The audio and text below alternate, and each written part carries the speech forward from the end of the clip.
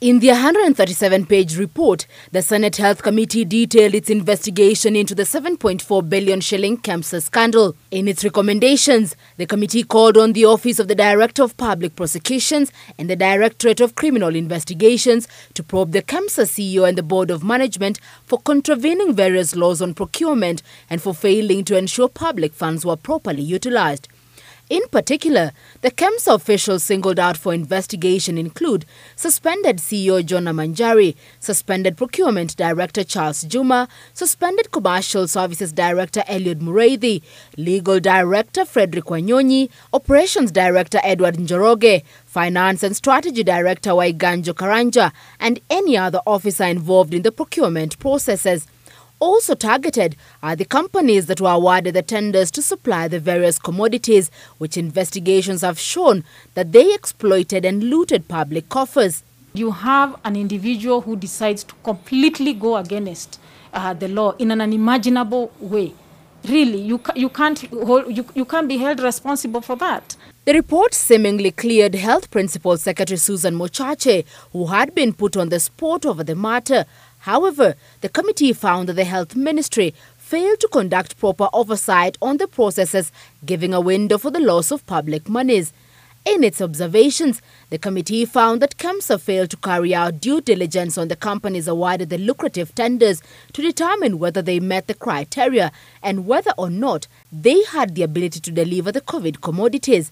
For instance, Shop & Buy Limited awarded a tender to supply K95 face masks and PPEs valued at 970 million shillings had been registered barely a month before Kenya confirmed its first COVID case and was less than 3 months when it was awarded the tender. Killig Limited had only been registered in January 2020 and was awarded a 9 million shillings tender to supply PPEs. A report from the Auditor General had found that tenders worth 871.6 million shillings had been awarded to companies in which had no expertise nor financial muscle to deliver the products. Directors of the said companies had no experience in supplying medical supplies, and the companies followed no pre-qualification processes. This failure by Kemsa to conduct due diligence, according to the Auditor General, compromised quality of the products that were delivered.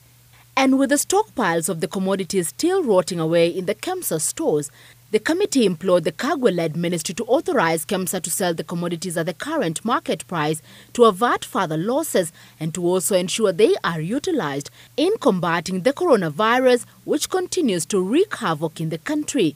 The Health Ministry is still awaiting cabinet approval to sell the commodities at a loss. We are basically going to have to absorb a loss of about 2 billion shillings because the price was here and now you're selling at a lower price. And to end the monopoly of the Medical Supplies Agency, the committee proposed that counties be allowed to procure medical supplies from other entities other than Kemsa. Some of them you signed with the former suspended CEO, and some of them you signed with the acting CEO here. This came as the current acting senior officers of the Medical Supplies Agency appeared before the Parliamentary Public Investments Committee, where they revealed that Kemsa had been allocated 4.6 billion shillings to purchase the COVID commodities, but ended up spending 7.4 billion shillings. Did you reject anything? Yes, I rejected to process payments which were not fully supported. Like which one? For example, there was...